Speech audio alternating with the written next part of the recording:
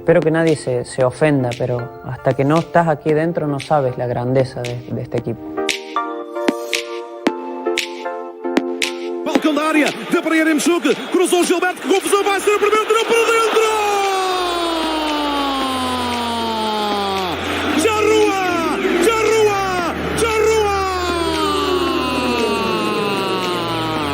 Marca Darwin, é Benfica!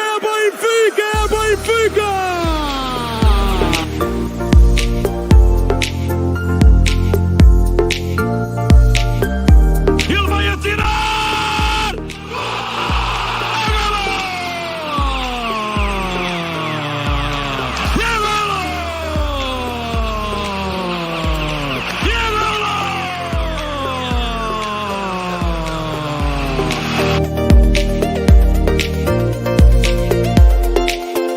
Ter um corte absolutamente fenomenal da parte de Otamendi, vai errar, fez o alto para o golo, a chapelada, tirou para dentro!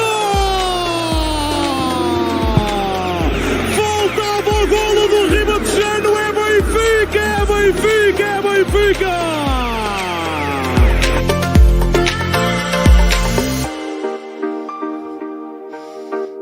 Só nós sentimos isso.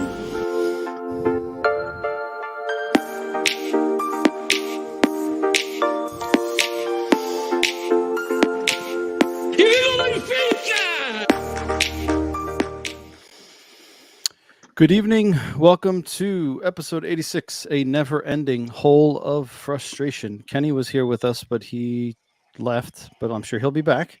Today we have myself. We have Jason is back. We have Oscar from the Sunshine State. We got Billy up here in the cold with me and Jay. And Kenny will be joining us from the cold as well. Boys, how are we on this cold or warm, depending on where you are? Tuesday? How are you guys? Nice and toasty. What's the weather down there? Fuck you. 69. It's pretty chilly. Oh, yeah, chilly. More chilly? Yeah, chilly compared to what we're dealing with. Today we got a Tuesday after another frustrating performance and result. We will talk about Benfica 1, Moreirense 1. Lots of questions that we'll dive into that. And we'll talk about Rui Costa's interview on Wednesday and what your thoughts were. There were quite a few topics that he covered. I've highlighted 4 specifically that I think would be good talking points. So we'll walk through those. At the end, we have quiz 1904. So anyone who's in the chat and wants to join at the end, you can join the podcast. You can do audio only, or you can do video as well. You can log in and you can challenge one of these gentlemen on our podcast to the quiz. There's 2 quizzes. You can choose which one you want to do, 1 or 2.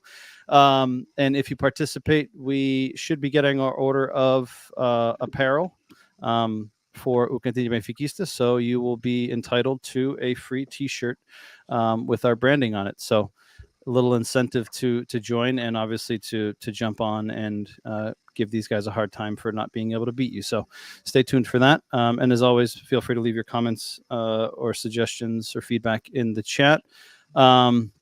Para a malta que nos esteja a ver em português, estejam à vontade para deixar os vossos comentários em português no chat.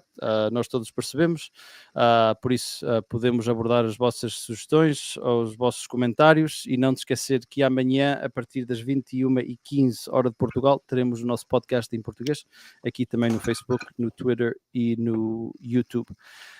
So let's get started. While Kenny seems to try to figure out what's going on. Victor says, go Cowboys. Oh, wait, wrong podcast. Where's Kenny? Welcome, Victor. Mikey says, tanks back to defend JJ. Let's go. Yeah, let us know your thoughts in the comments. So today we start with Benfica 1, Moreirense 1. Starting 11 for that game was, let me bring it up here. We had Odysseus in goal. We had a back 4 of Grimaldo, Morato, Otamendi, Gilberto. We had Rafa, Paulo Bernardo, Weigl, João Mário, Darwin, and Seferovic. For me, it looked almost like a 4-3-3 with the ball and a 4-4-2 without the ball. Paulo Bernardo seemed to be more off to the right-hand side at times when we had the ball, so he was almost playing like a winger. It was an interesting dynamic, but obviously it didn't work out very well for us. Oscar, I'm going to start with you. what were your thoughts on this game? And my question for you is, there was rumors after the fact that the squad was surprised by the decision to leave Vertonghen out of the 11 and start Morato, considering that he was fully fit and back from COVID. Did that catch you by surprise? It did not. I mean, I saw. I think I even chatted with you guys a little bit before the game started. I actually liked the lineup that he put. If it was a 4-4-2 that he was trying to go for, I think that's a pretty perfect or one of the best lineups he could come up with from the choices he had. Morato has been one of our very consistent. So I don't see him. I don't see a problem with him starting over Vertonghen. And the thing is, we need to get youth on the team, right? So giving him a chance because he's not messing up. It's not his fault that we didn't win this game. So I have no problem with Morato starting. Now regarding the game, I just felt like we went back to those games where we couldn't create. We had all the possession, but couldn't create opportunities. I jotted down a few, like through the whole game at home against Moreirense. We had our first shot was on goal was a barra from Rafa on 19 minutes into the game, right? And then we had to wait another 15 minutes to have Jean Marie shoot from outside the box that went just side of the post. And then we had to wait until the second half to have any shots on net. And one of them was an own goal that we scored. And then we had Darwin score the lucky rebound. So we're not creating chances to score goals, which is very scary. So I don't know if this system, because I don't know if you guys remember, but when at the beginning, when we first started with a 4-4-2, before Jesus changed this to a 5 or a 3 backs, we had the same issue. We couldn't create chances. We had all the possession. We couldn't create chances. I still remember the Champions League or the UEFA Cup. We couldn't create chances. It was scary. And then we changed to a back 3. And for some reason, those chances started coming up. And I think it had a lot to do with Grimaldo and Diogo Gonçalves pushing up and crossing the balls and getting our forwards involved. Because Seferovic played, but I didn't even see him playing because he didn't get the ball. I mean, he didn't get the ball. And it was just one of those games that just brought me back to those times where we just couldn't create. Fair enough. Kenny, welcome. Can you hear us? Yes, no? He's on mute. We can see you. You may be muted. No, he's not muted. No, seems like it might be delayed. Welcome if you can hear us. Jay, I'm going to pass the ball to you quickly. Thoughts on what Oscar said in terms of the game and what he saw. Touch on the crosses. Benfica had 41 crosses, if I'm not mistaken, in that game. I can't recall one that ended up finding its target and being beneficial. Gilberto himself had probably a dozen of them. It seemed like Moreirense's tactics were let Benfica play wide, let's occupy the space central and see what they can do from there. The truth is that we weren't able to capitalize on it. We were basically just dumping balls into the box and praying for the best, but nothing came of it. And then Moreirense, one of the players that went to the flash interview after the game, actually validated that. He said that was their game plan, was to play more central, compact, more central, and let them play wide. Thoughts on that game? Do you think it's more a terrible game plan from the manager, or do you think it was more the execution of the game plan? So, watching the game, I kind of got frustrated watching it because, like you mentioned, all those crosses. I kept saying it like it doesn't beat like the first defender. It kept getting cleared out by the first defender. Usually, they were like hardly any decent balls in the box for our forwards to get into. I remember one good one that I think Weigl got in front on a corner on their post, and he kind of flicked it back. I was like, that they should have been doing that all game because they couldn't deliver a ball to Jetu. Like they couldn't. Like it was just bad. But as far as the game, like I thought they had a pretty good game plan overall. I thought they knew what they wanted to do. They just, like what Oscar said, they just couldn't create for Moreirense kind of compact in, and I thought that we kind of got robbed. I thought their goal was offsides, but we'll get to that. I don't know what the hell they didn't see that on VAR, but that's on them, I guess. But yeah, it was a very frustrating game to watch. I didn't think their performance was that great overall, especially at home and needing a result. So I was very disappointed with like pretty much their performance. I don't think you can blame the coach. I don't know how many coaches you're going to start blaming or the tactics. Eventually, you're going to have to put the game on the players. And I'm starting to kind of want to put the blame on the players instead of the coaches because these players need to step up. I agree with you. Bill, I'm going to pass it to you because Kenny still seems to be frozen. Thoughts on what these guys said and in regards to the game. And wanted to touch quickly on Paulo Bernardo. So he gets another chance. I think it was his first start in the league.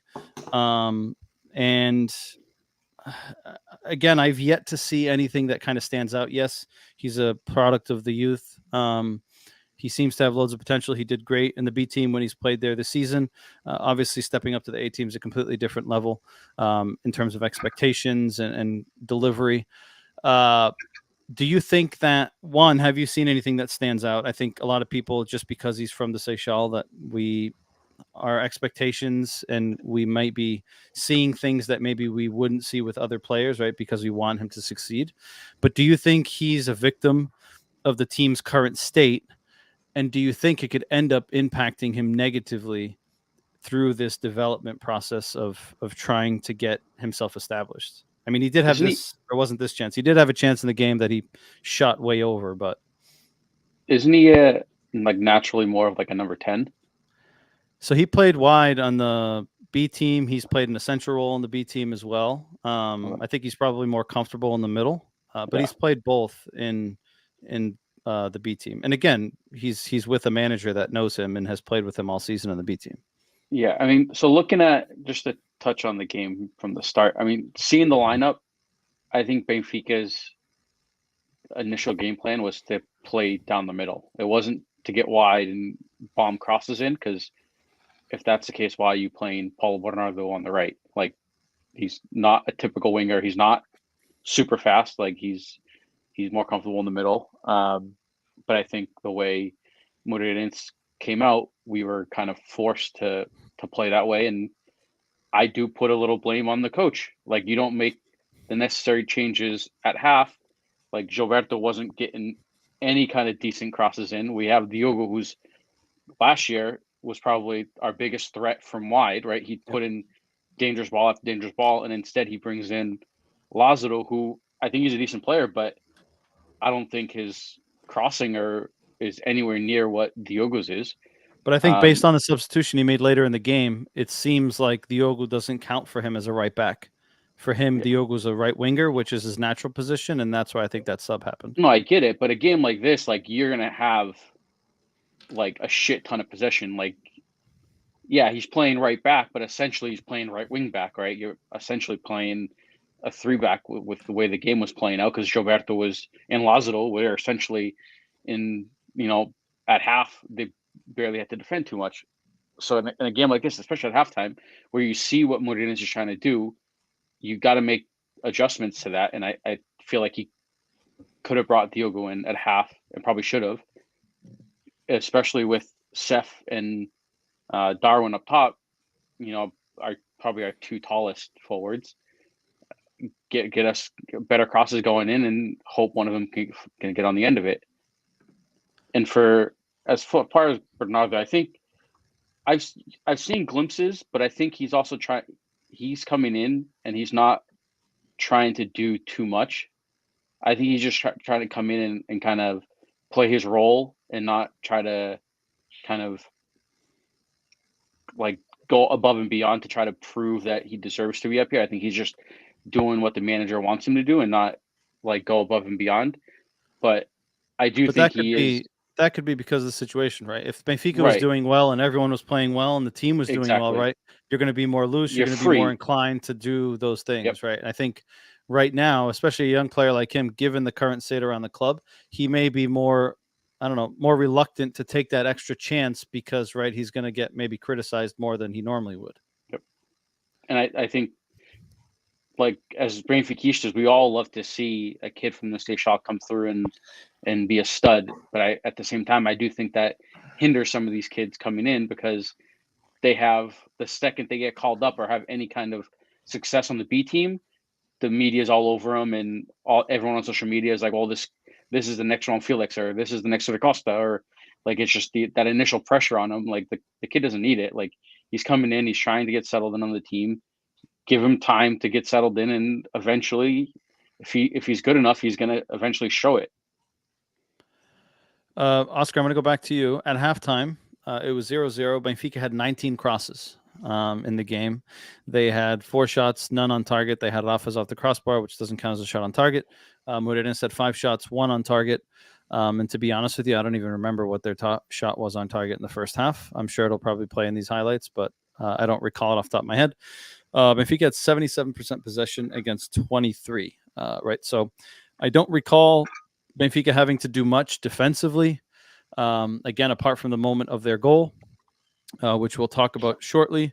But touching on what Bill said, how much of this do you pin on the manager in the sense of, right, we knew what Moreirense was coming to the Estádio da Luz to do, right? It's the typical Sapinto blueprint, right? And most smaller teams, right? You got to fight with the weapons that you have, right? Naturally. So we can complain about, time wasting and right? Those are things that we just automatically expect. But how much of this do you pin on the manager in the sense of, right, at halftime making those adjustments based on what we saw in the first half, right? Dumping 19 crosses and none of them really creating any problems, right? You need to make some adjustments at some point, right? You guys are gonna go all over me and kind of I'm gonna be like a broken record, but I don't want to be a broken record, and I don't want Tank to attack me and blah blah blah. So maybe I shut my mouth, maybe I say it. Listen, we're open to everyone's opinion and view. Whether you agree with it or not is indifferent. Yeah, but we talk about, like, when we don't have to defend, what options we have right now. I didn't think you were going down this route, but I'm going this route because I knew exactly where he was going. I didn't think so. No, because when we talked about this, right? We talked about it in the Champions League. We talked about it when we play a team at home that we don't have to defend that much against, and up front we're not creating. Until you get somebody better on the fucking squad, we don't have anybody better that can put the final ball into the forwards. We don't. And you guys can argue with me all you want. The final ball his name is Peasy. Okay? For the final ball, the name is Peasy. You guys can talk about he doesn't defend. Tell me, with 77% possession, do you need to defend? Like, what did Paulo Bernardo do? The guy that we've been all asking for, differently than Peasy does. I don't disagree with you on that. Like I said, I don't think he hasn't stood out for me. Whether he would have done better in that time, we don't know. Right? We don't know, but we know. I don't disagree with you there. But we know for a fact, even Jesus, the guy that you guys praise and love, says that aquele passe não foi passe, foi whatever. What do you say? What was maybe it? Golo or something like that. Yeah, passe golo, right? So this guy is known for that, and not to put him in earlier, or knowing that the game plan was them defending with 11 guys, not attacking, and we're not creating chances. I guess you put some blame on the manager for not reading that. Jay, do you agree with that? Because I saw the smirk, so I know you're going to have an answer for this. And then my question, I guess, for all of you guys, and we'll go through it after the fact, is this is Nelson Verissimo's second stint as the head coach of the A team, right? In similar circumstances from his first time, right? He replaced Bruno Lage, who he was part of his technical staff after the Marítimo defeat, and now once again he's back. At that time, he didn't get a reaction from the squad.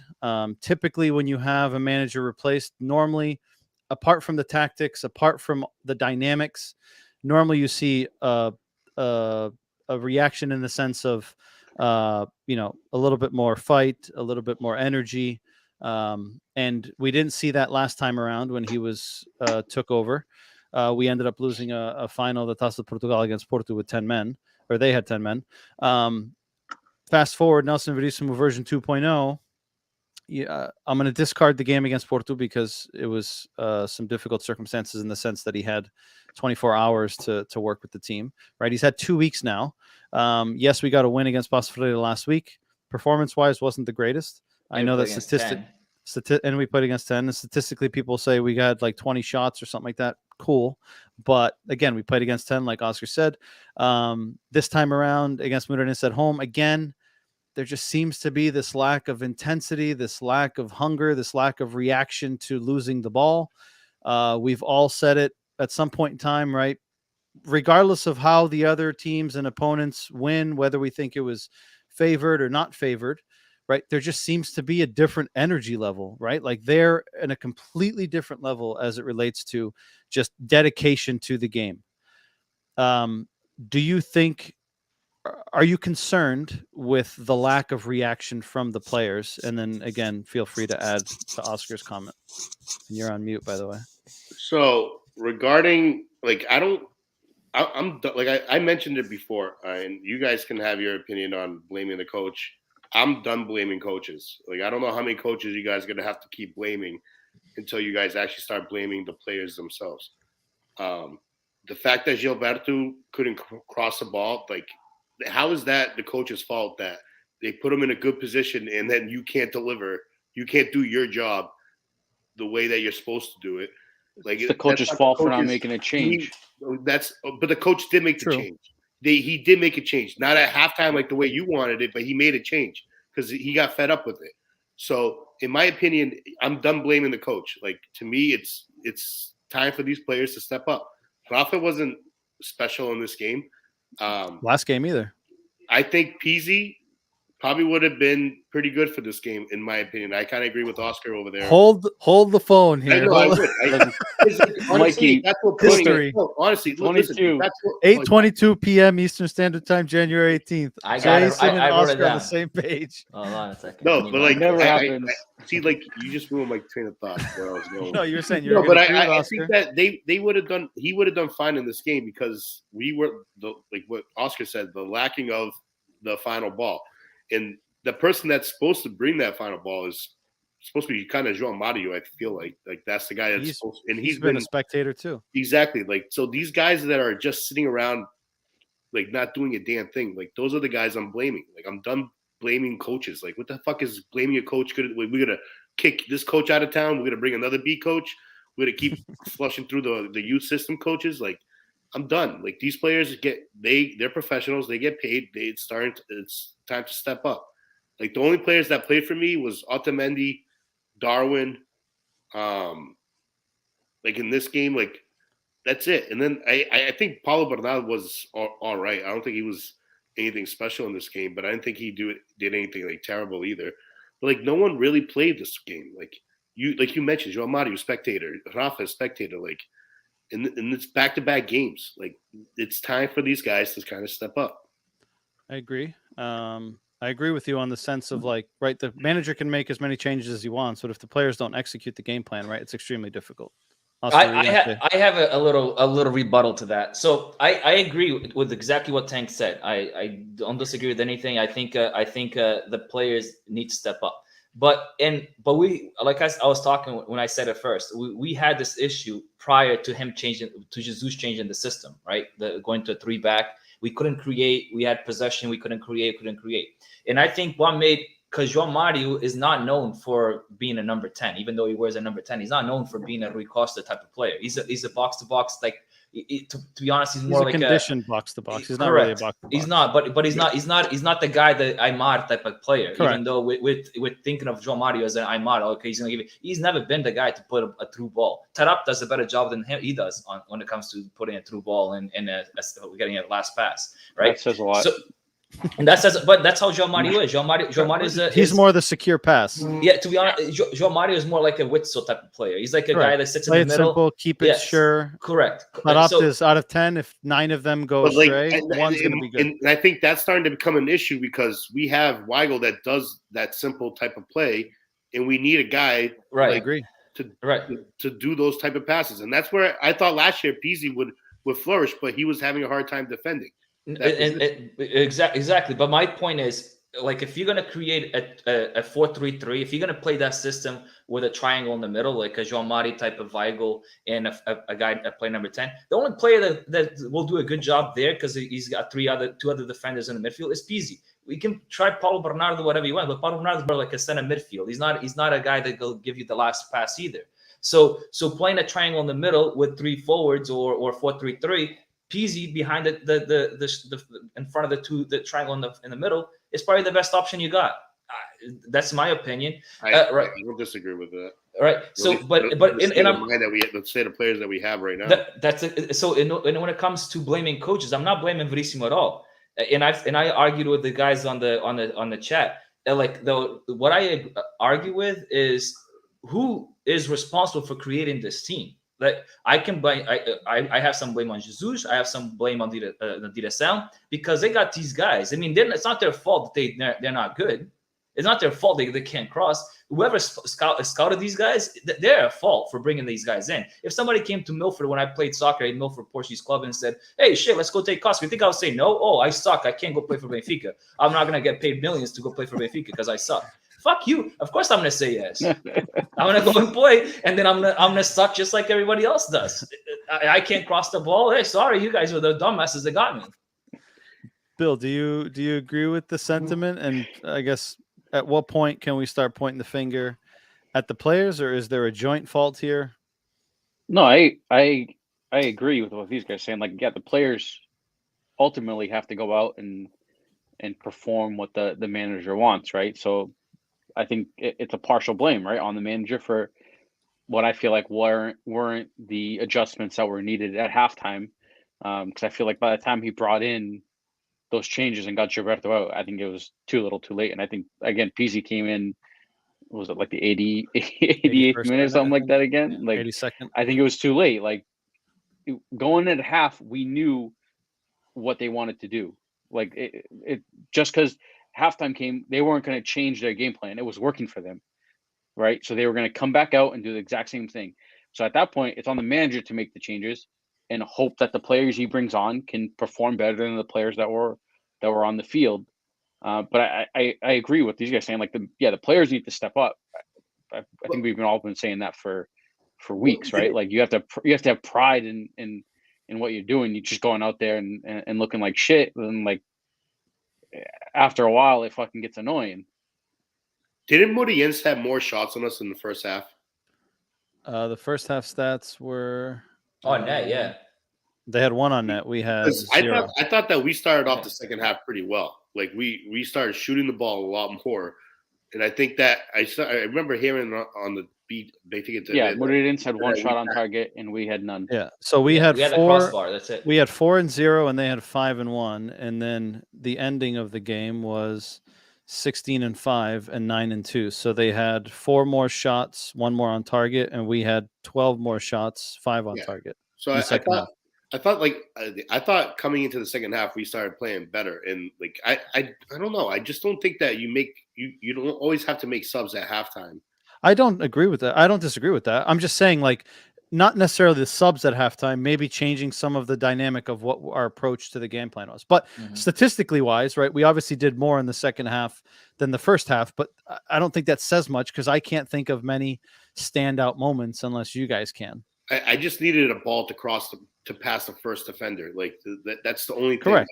I mean, when you make 40 crosses, like 5 of those balls like cross the first defender, like we would easily have 3 goals. And the best chance, I mean, from watching the game and thinking, other than Rafa's crossbar, the best chance we had as a team that we created, it was when Darwin crossed the ball and Otamendi headed over the bar. That was a full play. That was at the end. That was a full play because Grimaldo having the ball that almost hit the post. That's a rebound off the defender, right? Yeah. And the goal was a rebound off the defender. There was a few of those where those deflections, and then we got the lucky bounce. So creating was this corner kick was a good play. Like we had Weigl on the front post. Yeah, but I'm talking about a play that was legit, like played throughout the field instead of being across from the corner kick. I'm talking about like a play from back to front. That was the only play we had was Darwin crossing the ball and Otamendi hitting it over the bar. That's the only play that I remember Benfica doing that created a chance. I mean, to be honest, but like that's what Moreirense was giving us. We just had to play the outlets. Everything in the middle, like where you wanted to throw the pass to give them the right. But then we have to adjust. We have to adjust that kind of gameplay. Like we don't like we know. But Paulo Bernardo is not like Bill embedded service into the box. Yeah, right. and Bill mentioned we had 2 monsters in there. We had Seth and Darwin ready to pounce. Exactly. Just And Billy mentioned that, so we know that the Moreirense is closing the middle. And we have Paulo Bernardo, João Mario, and Weigl. That they don't go to the sides; they go down the middle. So why not take out Paulo Bernardo and put a winger that can actually cross the ball, like a Diogo Gonçalves, or even a Pizzi, or somebody that can cross the ball and get a final pass. I mean, that's what the game was asking for, and he took forever to do it. I don't disagree with you. For that many, you can't make 41 crosses. And when were the subs? When were the subs made? The subs were made at let's see. Diogo came in the 60th for Seth. Yeah. Yaremchuk and for came Seth, in. he takes out Seth, which is a striker. Yaremchuk and Lazio came in at the 72nd. Yeah, for Lazaro, not Lazio. Paulo Bernardo and Gilberto came off. I don't know if you guys got as pissed off as I was, but when Gilberto got subbed off he was walking in a game that we needed to score, absolutely pissed me off so much. Like, I get you're frustrated, your game plan didn't go well, but like, get the fuck off the field. And he's just like kind of moping around. Pizzi came in the 82nd with Gonçalo for João Mario and Rafa. So first sub was at 60 minutes, which is common for most managers. His mistake was not taking Rafa out sooner than he did. I agree. He's been, since the Porto games, he's been a bystander. Lump. But the thing is with Rafa, he can be quiet, but then he's a game changer. He can have one of those. Dude, besides that post, dude, he didn't do shit. Besides that shot at the post, he didn't do nothing. I get it, I understand it, but like, enough was enough with him. I was getting fed up. I was like, dude, you're not impacting the game at all. And we, like Mike said, we need results. And sometimes that's where coaches kind of make the wrong mistakes, is when they hold the player in for longer than they should, especially one of their better players, when they should probably sub them out in the 60th minute. And a lot of these players need breaks. They need to take, like João Mario is crying for a game on the bench. He's crying for it because it's like you can tell that his game is going down slowly. Like and that's, he's not the only one. Rafa's the same thing. And these coaches think of João Mario and Rafa as indiscutibles. You cannot take them out, because if you take them out, the game is lost. And we're eventually going to lose a lot more games by keeping them on. I agree. Let's jump ahead here to the controversial moment of the game. Moreirense scores in the 61st minute. A play that, honestly, I don't know how they validated it, but again, I think it just goes to show the shithousery that it is in the Portuguese league. At the time that the cross is made, and I'll freeze it at that moment, I think it's more than clear that two guys are offsides. Yeah. Right.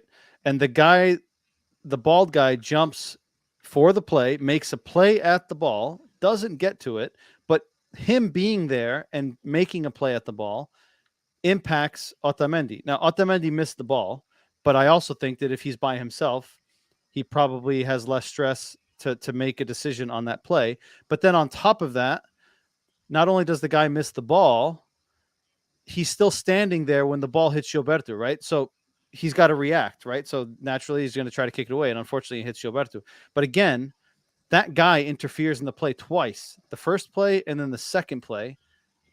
Thoughts on how this goal was validated? I mean, did they explain it? Did No, they ever do? Do they ever? They didn't. I know, but they didn't rule it for the offside. So I know, but they have like, the I think they have a program on, I think a record or somebody, the Duarte Gomes, and he talks about the plays and the duvidas and what he analyzes. Did that guy ever come out and say it? I didn't watch any programs to see what their opinions were on it, but I don't know if there's an opinion. I mean, I saw one or two articles that popped up and everyone was like, that should have never been called a goal.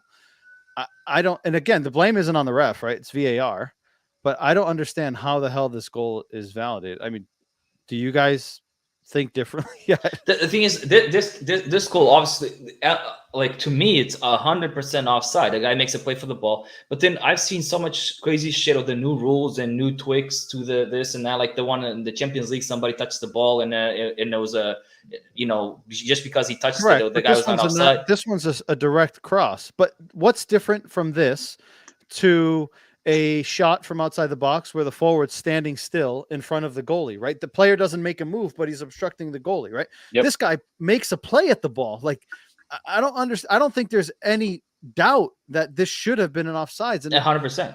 it's confusing to me that it was validated. Like I just wish they could come out and explain it. Okay, this is why we didn't call an offside. if we could hear, there's a way, but the they VAR never will. would be nice, but we'll never hear it. In I think it's in Australia. They have the whole conversation live on the broadcast. If you're watching on TV, you hear the ref talking to the VAR and hearing the conversation. They should do that. Fucking, they never will. League as well. But that's how it should be fucking done. Or the recordings come out after the game, but they'll never fucking do that in Portugal. This is so blatant that it's you can't even hide that. Yeah, I agree. I feel like this one, like you said, is an obvious one. We've grown up playing. If you've grown up playing, even if you don't still play soccer or you just grew up playing it when you were a little kid, this is one of those rules that one of the first things you fucking learn. If you're offsides, just don't make a play at the ball because they're gonna call it. But then how many times? So fucking blatant.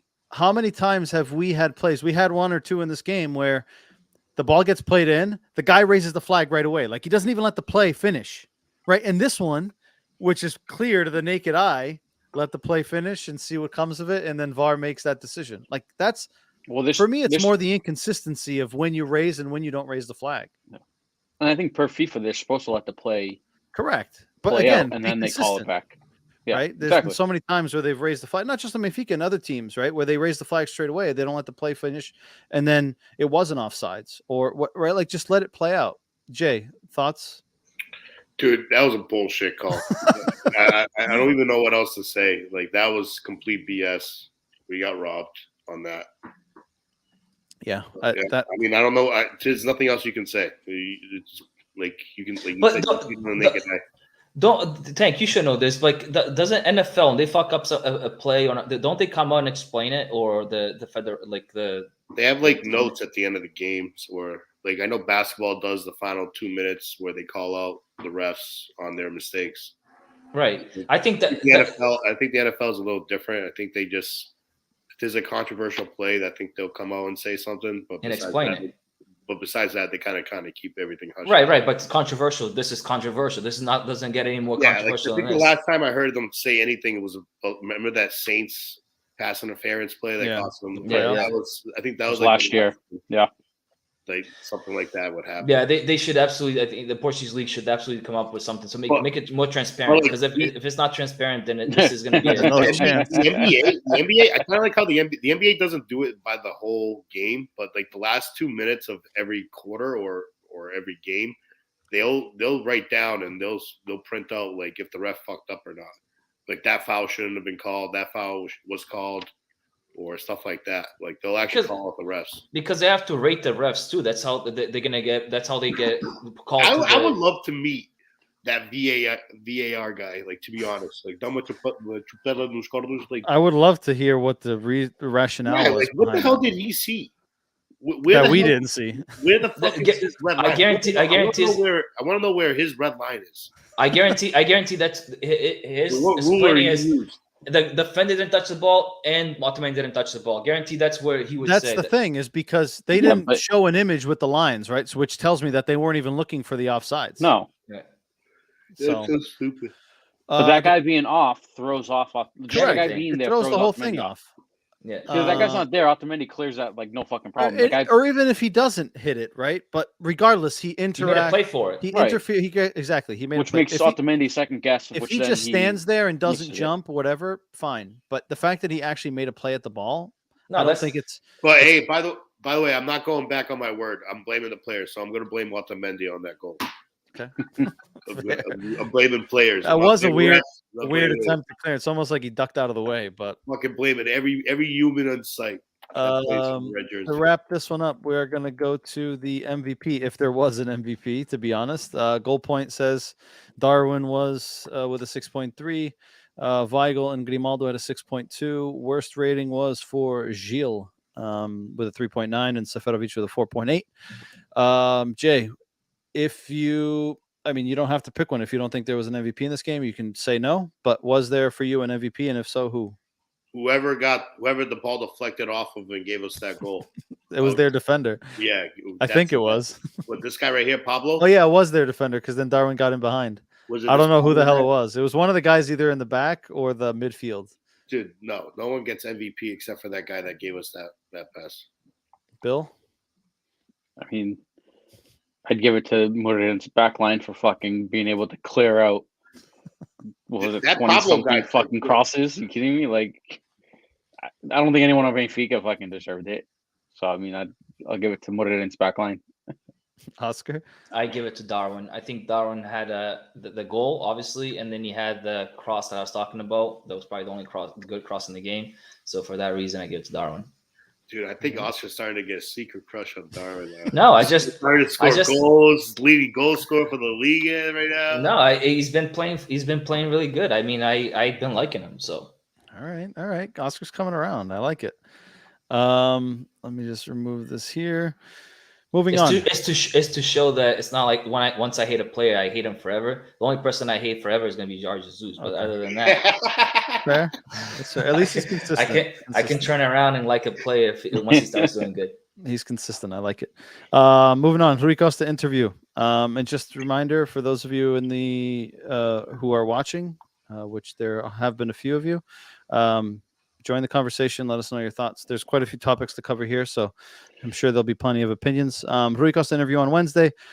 He touched on a lot of topics, from scooters to Domingos Soares de Oliveira, the comunicação social, the audit, the investors, compliance, soccer, the manager, the formação, projetos desportivos, estatutos, modalidades, renewing or renovating the stadium, Cidade Benfica, and finances. He covered a lot. I've picked out 4 here that I would like to touch on, starting with the comunicação social, and this one's going to be for Oscar. And Joaninha says in their comments, his love for Darwin will never beat his love for Pizzi. Of course. Fact. Darwin is his crush. Pizzi is his love. Pizzi has earned my respect. Right. It's called 6 years of earning it. All right. It takes a long time. Oscar plays hard to get. You got to earn it. We have comunicação social. So, Rui Costa said, a comunicação social precisa do Benfica para ter audiências e vender jornais. Tem de ser corretos com o Benfica. Não acredito que não haja problemas nos outros clubes e só o Benfica.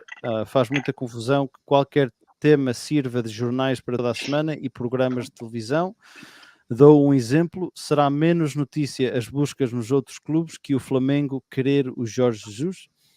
Perceber o que a imprensa quer fazer com o Benfica, iremos agir em consequência disso. Eu não pretendo que a imprensa esconda os nossos problemas ou não os discuta, mas que sejam imparciais. Kenny just joined us and he looks to be... Yep. Oh, we got no lag. We can hear you. Oh, beautiful. Much better now. Sorry, guys. No, you're good. Just in time for some hot topics here. All right. So welcome to the conversation. Let me just change this quickly. All right. So Oscar, comunicação social. My question to you is: do you share the same sentiment that he seems to outline here, of a clear attempt from all angles to create some sort of instability or to add to an already unstable environment? And another example, apart from the one that he gave, right, is all of a sudden we're seeing all these scooters come out, or mention of these scooters. We haven't actually officially heard them, but all of these scooters that are coming out have nothing to do with the case that Luis Lufiet is going through, right? There's scooters of conversations between Rui Pedro Braz and Luizão. There's scooters between Sporting's president and an agent. Like, none of these conversations have anything to do with the case. So what is the end game for you to release these, other than to just create more chaos around what already is chaos? The thing is, like, they know Benfica is probably the biggest market in Portugal, right? If not the biggest probably market. So 100% is. So when it comes to creating chaos is in selling papers, that's Benfica. You have to talk about Benfica no matter what. And if it's negative, it's going to cause more people to talk about it, right? If it's Benfica golear uma equipa 3-5-8-0, it's going to be one day, right? If it's Scooters talking about a player talking about a coach, or a coach talking about a player, that creates chaos, right? So it's gonna be all over the place. Now, isn't it like criminally and like illegal to do this? Isn't it to release private conversations from citizens? So that's the thing, is they're being leaked, but the actual audio hasn't been leaked. It's basically just rumors of it, right? So like that's the the transcripts. thing. Correct. Right. And I just don't know what the like how illegal this stuff is. But I mean, I don't know what to say because Benfica is going to be selling papers, so they have to. These people will put it on the newspaper just to sell papers, and then we have a Benfiquista, Nação Benfiquista, which is divided, right? It's legit. Like when I look at Benfica today, I look at the fans being more of the problem than anything else. I feel like Benfica today is what USA has become. What the US has become is legit, no gray area. It's like either you're this side or that side, and then they fight against each other, and that's what's causing all these issues. One side wants to hide everything. The other side wants to show everything, turn every single rock, and let's see what else Rui Costa has. What else did he talk about? Let's see the contract that went to this player, all that's pennies that went to it, where the money go. There's no gray area. If you go to look at any single club in Portugal, every single club, right? Every single club will have dirty hands there. Every single club, if you dig deep enough, even if you go through, if you go through our phones and our emails and our, we all might have stuff that we're all trying to have. But like nobody here is perfect, right? So, and especially a business, they always hide stuff and this dirty stuff happening. But Benfica is like, is the market, is what people want to hear about, and that's why I think it's all out there. But the fans are basically the reason why this is continuing, because they fight amongst each other and creates all these chaos. Kenny, I'm going to go to you. No, go ahead, Bill. No, I was going to say, perfect example of this is I think it was over the summer, Porto and Guimarães sold each other youth team players for like 15 mil each. They did it with Sporting too. And it was like back page news. And I remember, I think I sent it to Mike and I was like, this isn't sketchy at all. Like, when in Portugal, youth, do you see any, regardless of youth or whatever, any players transferring within clubs for $15 million at all? And the fact that it was two youth players, just raises more eyes, but nope, not in Portugal. Yeah. Kenny, I'm gonna hop over to you since you have saved your vocals for the first 40 minutes of this. He touched on Nelson Verissimo, and he said, é homem da casa, vamos mudar de paradigma, é benfiquista ferrenho, jovem treinador com ambição enorme, acredito nas suas capacidades, tem que ter projeto e dar tempo aos treinadores para trabalharem, não será só por 6 meses. He hinted there that this is a contract till the end of the season, not an interim manager, but he also gave the hint that he could potentially be long-term. My question to you is, he hinted towards him being a manager next season potentially. Do you think it's the right decision, independent of how the season plays out? And last week when we had the podcast after the interview, Paul Tomas made a comment which was interesting, which is, I'm hoping that Benfica has a plan B, right? Whether they're vocalizing it or not, obviously no, right? But there has to be a plan B, right? Like, you can't go through the rest of the season, right? If things go haywire over the next 2 weeks, 3 weeks, right? Like, you can't let it continue, right? Benfica still in the Champions League. Benfica still has the opportunity to make significant amount of money in that elimination round. So we can't just throw our hands up, wave the white flag and say, we're preparing for next season. So do you think that was the right decision, or is the right decision?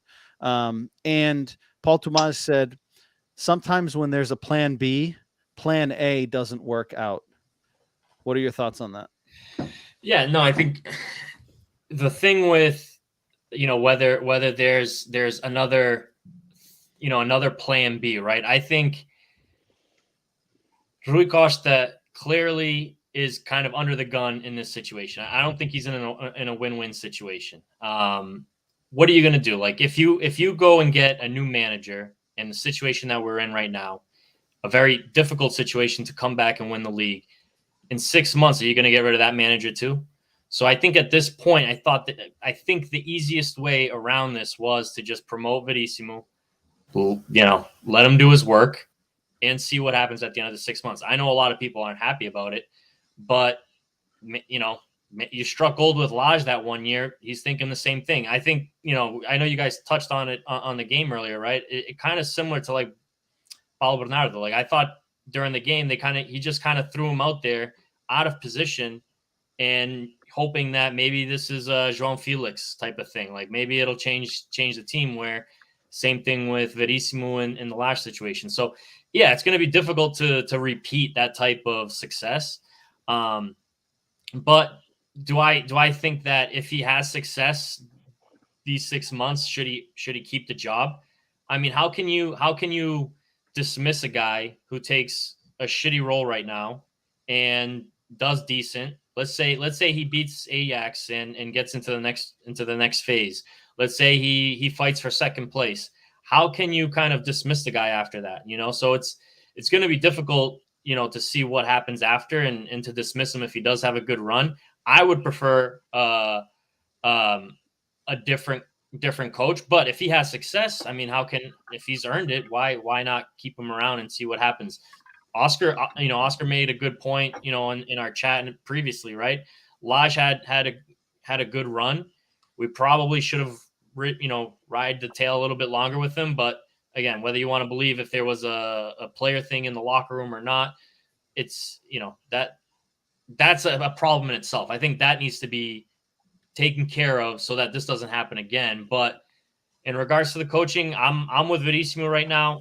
We'll see what happens at the end of the year, whether it's the right plan or the wrong plan. Maybe they are thinking about, they're already looking into other players, other coaches to see, potentially what could be of next year. I hope they are looking at their options at least. So we'll see what happens. Before you go, I'm going to interrupt Kenny one little bit. When you said, what happens in the locker room, I hope it never happens again, blah, blah, blah. Let me just point out two things really, really quick. When a coach, in this, we all blame. Oh my God, we listened to this PZ against Jorge Jesus for a whole 3 weeks, right? When this happens, like I'm telling you, it happens in almost every single club that the coach gets fired. The only difference is in this situation, it came out to public. It came out of that locker room and it came to the public. But when Mourinho gets fired and the clubs that he's got fired from, what comes in newspapers like he lost the locker room, right? He has lost the locker room. The players don't respect him. What do you think happens in the locker room behind the scenes? Right? What probably happened in Benfica is behind the scenes, but it didn't happen behind the scenes. It came to public, and now we're talking about it. The players fired the coach. Yeah, the coach lost the locker room, like it happens to almost every single coach that gets fired throughout the leagues in the world. I don't think there's anything wrong with that. This is a locker room culture that is not acceptable anymore in my eyes. Like it's gone way beyond just a year or 2 years. This has been correct. That's the thing. It's consistent 3 times now. And the direção has been always siding with the players. These players feel entitled, like they're like me, like I don't even know how to say the word. Mimados. Yeah. Mimados, exactly. Whatever happens, despacham o treinador e eu fico aqui, faço nada, faço a mesma coisa. Exactly. Right. But the thing is, a culture. It's a locker room issue. There's right, but Kenny, let's name the 3. It's the 3. Tank, you know this, right? You know this from the United States. 3. You're in Milford, Massachusetts, like how many miles away from Portugal? But you know this. Well, you're gonna right? give my address. But wait. So you're this far away. You knew those 3 guys are the reason why the coaches get fired, right? Those 3 guys. But then the next coach comes in and plays them. The next coach comes in and plays them. The next coach comes in and plays them. So are the coaches stupid, or do they not listen to what you guys say, or you guys know? You guys know. How do you know that's not coming from above to play these guys too? Oh my God! You don't know that though. You don't know. So you defended Jesus for how long? And you Jesus has always been the guy that says, "I don't give a shit what the president says. I'm gonna play the players." Jesus is the best coach we ever had. Right, but why did he play those guys if they're the problem? I mean, he suspended Pizzi. That's Peasy. Yeah, at the end, And but then a year and a half last year, He Pizzi played a lot of the he- games. He tried to make But a this year he statement. didn't. He lost his job for it. Right. Peasy spoke up, and But- Peasy has more oh my God, pull. but- I'm going to but- touch on that. I'm going to touch on that topic next. Peasy Oscar. has more pull. It's a matter of fact. It's facts. It's not- Before we get into that, It's one, not a that's fact. that's the next topic is. But before that, Kenny, I just had one more question for you, which is right. You mentioned if things go well. Joey mentions here in the comments, right? If we pass Ajax, he thinks we stay. He thinks he stays. Anything after that is a bonus. What if he completely unravels? Right, like we play Ajax at the end of February, right? So there's quite a few games. We have the Final Four coming up next week. Yeah. What if things unravel? Like things can get really bad between In- now and then. Do you, yeah, in do my- you ride it? Yeah, I mean, Mikey, who's going to take the job at that point? Who are you going to come in to take the job? And like another interim coach? I mean, you're not going to bring someone from the outside in. Yeah, and you're not going to make another change three months down the road. I think the plan is, and whether we want to, I know it's hard to admit, but and he's not saying it, right? He's not going to obviously say it, but he threw in the towel. The season's over. Our little hope was, Porto Sporting Sporting lost points there that first jornada back, and we probably could have taken advantage, but I mean, we keep losing points. The season is what it is. Like we're just in survival mode. We're covering the gap, and next year you start fresh. Because I just don't see you're getting a big name or anyone that's going to accept the job. And even if Verismo completely snowballs and just falls apart, I mean, at that point, you're definitely not going to be able to bring anyone in my opinion. Fair.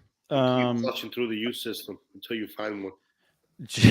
Jay, he touched on football, which is kind of a little bit of what we just touched on, but Rui Costa disse, com muitos anos de futebol, chegamos à conclusão que tudo dali para a frente seria mais difícil e complicado.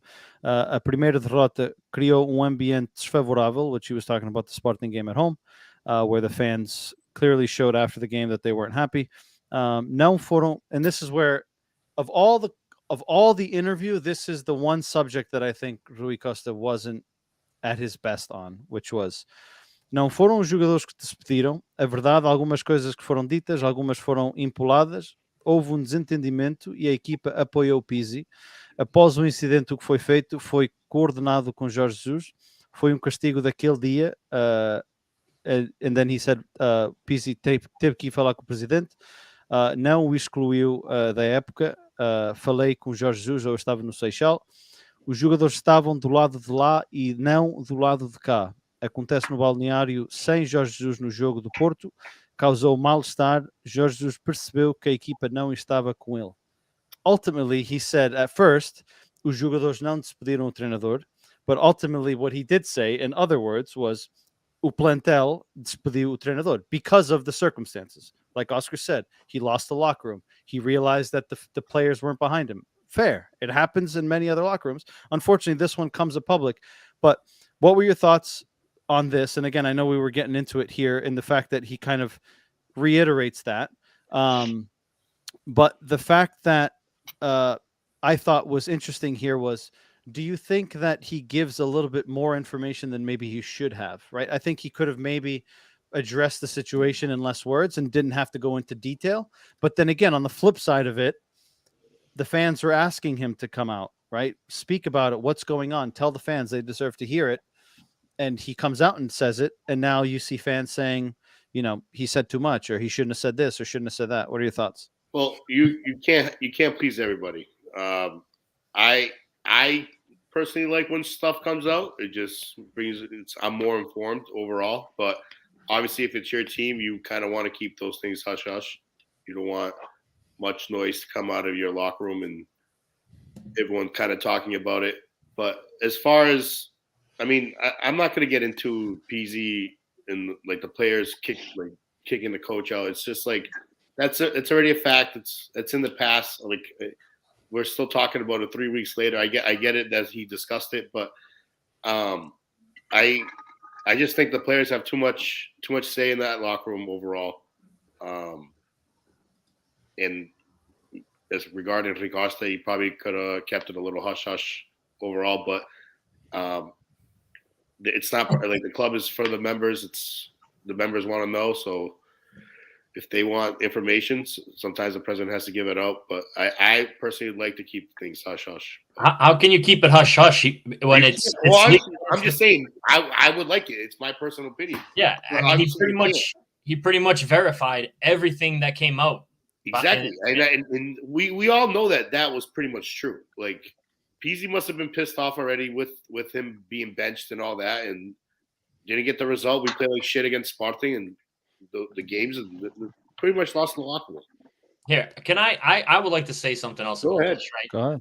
I think the problem is when people say, "Oh, well, maybe he said too much." You know, before we want him to be transparent. We want to know what's going on. Then it's, oh, he said a little too much about this. He could have been quiet, whatever. Well, at the end of the day, it got leaked. We already knew what really happened. We just weren't sure, right? Like Oscar said, you can't believe everything in the papers. I agree, but mostly everything that comes through the papers, it's pretty much true with a little bit of stretch of or a little imagination sometimes. But the core story is usually true. And so in this situation, he pretty much came out and verified it. And he's trying to cover his tracks and say, "Oh, the players didn't do it." Or whatever. That's where I have an issue with Rui Costa and how he handled the situation, because it does make him look bad. Maybe he could have worded it differently or came about it differently. But at the end of the day, truth of the matter fact is that these players controlled the situation and got what they wanted. Okay, right. And that's my issue, is that these players are not held accountable. They needed to have a punishment, whether it's some sort of penalty or something. There should have been something to hold them accountable for refusing to train or whatever it is. And my thing with Peasy is, okay, listen, I was with Peasy. I can see him moving on. I actually prefer that he now moved on and got out of the locker room, because him, along with other players that are part of this old culture that we need to change in the locker room. If we want the play on the field to change, something needs to happen inside the locker room, not just a coach or manager change. Something in the locker room needs to change if we want the play on the field to change. And the thing with Peasy, with between Peasy and Jesus is, I agree with what Oscar said in the past, right? As a captain, you step up for your player. Like, you see that there's an issue with the players and the coach, you step up and say something. My problem with how Peasy handled it is that he waited for an opportunity when the coach was not there to say something. And I think that clearly, if you're the manager and you have a player of yours that is talking shit or whatever the hell he said in the locker room while you're not there, well, then why didn't you say it when he was as part, in the locker room with the team? Why did you wait for an opportunity? I can answer that easily. Hold on. Why did he wait for an opportunity where the manager was no longer there? Why didn't he say something after the Sporting game? Because, okay, you lose one derby, right? You lose it, okay? When you go to a second game in a row to Porto and you lose the same way, some people get fed up, especially if you're a captain. I wish he did that when Jesus is in the locker room. I agree with you. I wish he stepped up. Do you think he says it if Jesus isn't on that day? Do you think he says? But somebody has to. Wait. How do you know he does the balls or not? Have you seen him? So seen them. Do you like what? One thing is, if Jesus is there. Peasy has if Jesus, obviously somebody had to step up without Jesus being there. If Luizão's not doing it, should be like somebody like Luizão, should be like Verissimo stepping up. If nobody's out stepping up to the players and say, this is shit. We're Benfica, we come to and we lose to Porto like this way. We get dominated by Porto, which is our biggest rival in Portugal. This is absolutely fucking horseshit. And I'm pretty sure if Jesus was there, he would be saying that. But Jesus was not there. I don't think that's what that was. He was talking shit about Jesus. He was talking shit about the team. I saw that from what I read, he goes, I don't give a shit if it's the coach, the players, that we are shit. Okay, that's from what I read. I'm not sure. I didn't não tenho escutas. I don't know what's in the locker room. But from what I read, don't worry. Yeah, but from what I read, he's saying this is not Benfica. This is shit. We are completely shit, and we come to represent Benfica. We're in this jersey here, and we're not representing them. and then he talks shit about everybody. Absolutely. And if I'm the captain and being pissed off after Porto lost, the second loss in a row in the same month to a rival, yeah, I'll be saying a lot of shit too. Believe me, I'll be saying a lot of shit, and I don't get but as a captain, you're held to a higher standard. 100%. There's a way to do it. Dude, if you put Gattuso in that locker room, he probably beats up after the players. I'm okay. I'm okay with that message, but what I understand is that he said shit about the coach, and so when they were all together the next time, he asked him to repeat what he said, and he didn't want to say it or whatever happened. And no, the transcript said he repeated it. Okay, and so then there you go. So. But my issue is if you have something to say to a manager about a manager, say it when everyone's there. It's almost kind of he like sneak. It's a little sneaky. So Kenny, when Benfica loses a game, right, and you say, "I wish I had the podcast right now because I have so much shit on my head." If you wait 2 more days until you see the coach on practice, that whole like mad, angry bullshit, emotion you have is gone. He's not going to say it again. You could have done it at the game after the game of Sporting. You could, but that's 1 loss. I'm talking about 2 in the same month to 2 rivals. It builds up. But to me, I think it was a poor time to do it. I mean, listen, I'm not picking sides. I'm saying I can see how Jesus could come off like I'm the manager. I'm not here one day, and this happens. Like, okay, right. I don't think a coach should be not allowed to punish players. 100% agree with that. Okay, so coach comes in, he goes, "Oh, you said this. I don't agree with it. I'm going to punish you." Right? And from what I heard, PZ went to train by himself. But the players were like, he was right. Fine. The players, he was right. I'm with him. He was right. What he said was correct. Okay. Right? So what's now? So Rui Costa and Jesus get together, right? And they're like, "Dude, I lost the locker room. I lost him." But how does Rui Costa not see this coming? I mean, you got to be blind. You got so many people in the locker room. You got to be blind that you don't see the divide. What's Rui Costa gonna do? Fire him after the Sporting game, like after 1 loss? I would have fired him. After the Porto game. After the Porto game. Right, I wouldn't have not let. He waited a week. The first Porto game. Yep. Boil to the. But the argument happened after the first game, right? The locker room. That's what Kenny's saying. Fire him after that first game. Don't let them meet up again, and then let that whole thing play out those 2 days where the players say, "Okay, John, we're not training with them." Dude, I think Rui Costa cut the cord right away. Rui Costa's plan all along was to hold Jesus until the end of the season. Absolutely. Like, it was to hold Jesus until the end of the season. If this issue didn't happen when he lost the locker room, he would have been our coach until the end of the season. All right, they're paying him a millionaire contract is to play him until the end of the season and start fresh after his contract's over, right? But when this happened, Rui Costa at this point has no option. What option does he have? The coach and I agree. I lost the locker room, so it's better for the club and for me to leave. Because if I say he can stay, he can find all the players, but the coach himself knows he's lost the locker room. So what's going to do? Play a team that doesn't believe in him or doesn't trust him? That's fine. That's fine. He pretty much, like you said, he doesn't have a choice. I still think he handled it wrong, but at that point, he doesn't have a choice. He has to let him go. But I still don't think that, for me, that the job's done. I think that were there any punishments to any of the players? No. I think the players need to be punished, or, in my opinion, I think a lot of the core needs to go this in January. And like I said, we've been saying this for since the podcast started. PZ, I would take PZ to leave, right? Rafa to leave. So you want him to leave because he doesn't play? No, because of this bullshit, right? Like the coach is obviously like think he doesn't defend, so they don't play him and whatnot, and then they play him only when they're against the cords, against the ropes in the back. That's okay. Let's put PZ in there. Maybe he can do something, right? Like I think PZ can go. It's not. I don't. If I was PZ, if I was in PZ's shoes, I would not feel wanted or needed at the club, even though I'm a captain. So I would want to leave. I would ask, hey, listen, I need to get out of here. Right. And Rafa, then this whole soap opera with Rafa, PZ, and Andre Almeida is just it's building so much momentum that any 3 of those guys, me in their shoes, I will ask to leave. Just period. I actually think Almeida should be the first one to go, but All Yeah. 3 of them need to go. All right, but then you have to replace them with talent, right? I mean, Well, only no, one of I them's a mean- starter. Yeah. So Rafa's doing his take Rafa out of there, Right. and then let's see who we But I can put Play in. with Diogo. We're not going to Move on. give Rafa away for free. I mean, we should be able to get some money from him. I just want to touch on the comments quickly before I go to Bill for the last one, which was Joey says me and Jason agree on something. Juaninha says the players are definitely too entitled. You don't just wake up and get your boss fired. It shouldn't be that easy, but unfortunately, it seems to be Exactly. time and time again situation at Mafika.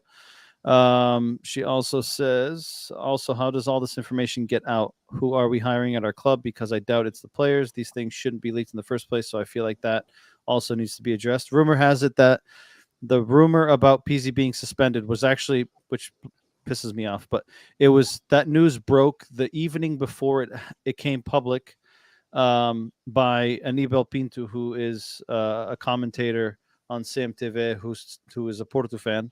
And he brought it up live and basically was like, I was given this information, and Mauro, who represents Benfica and is part of our group here, he was like, I don't have any of that information. And then the next morning it comes out, right? So this information is getting leaked. The rumor has it that JJ messaged his buddies in the media to give them this information to start circulating it around to gain some momentum. Again, whether it's true or not, I don't know. Joey says he would have fired JJ last year. We got a new name here in the chat. João de Medeiros, welcome. First time I've seen your name. Welcome to Cantinho, and don't forget to give us a like. He says Bruno Lage wanted to clean the locker room, but the players like Pizzi and Almeida, Rafa didn't like it, went against him. But if he needs to clean the rotten apples out of the locker room. Wait. I have an answer for this one. Hold on. I completely agree with that. 100%. Yeah. Okay. So I don't know where João de Medeiros gets this information. If he gets a transcript from the media too, or whatnot. But let me question this. So Rafa, Pizzi, and I'm not sure if Almeida had their best season with Bruno Lage.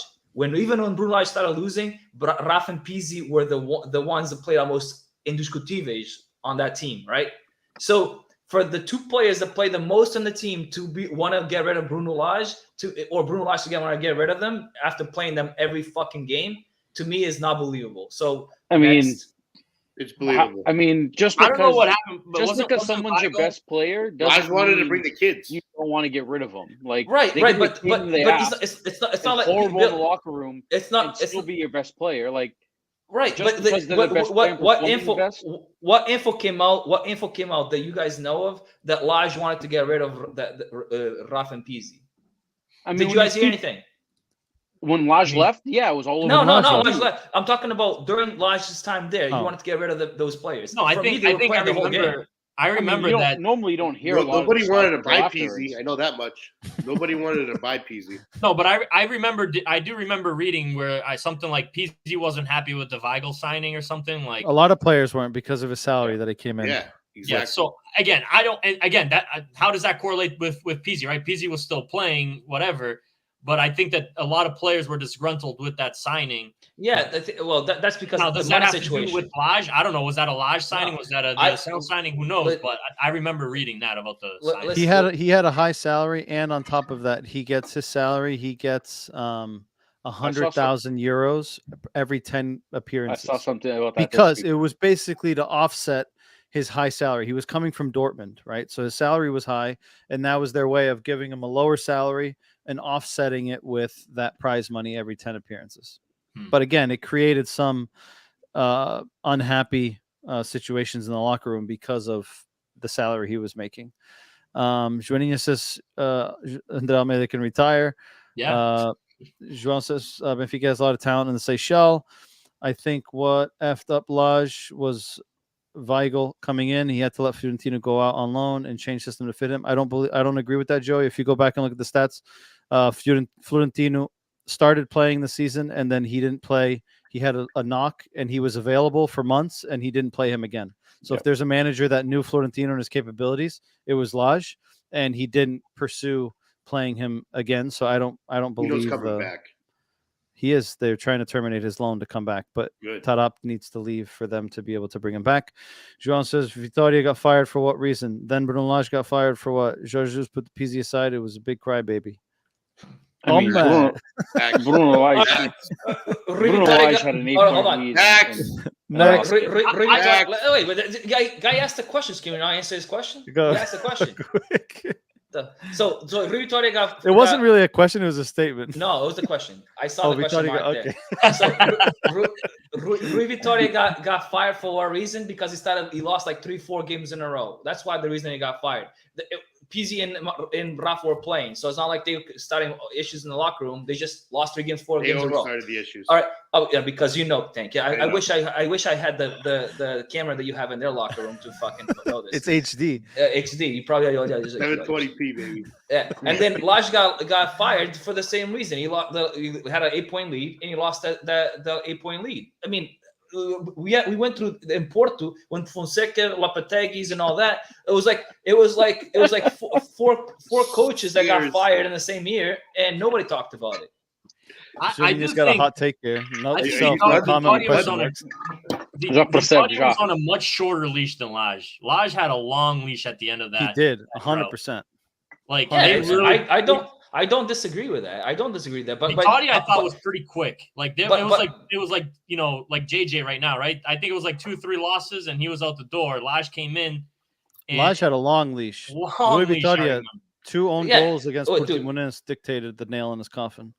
Yeah, that's but let's blame André Almeida and not André Almeida. I also think this, like the games that JJ lost right now, plus the whole fucking locker room shit. That's why he didn't have a long leash like Lage did.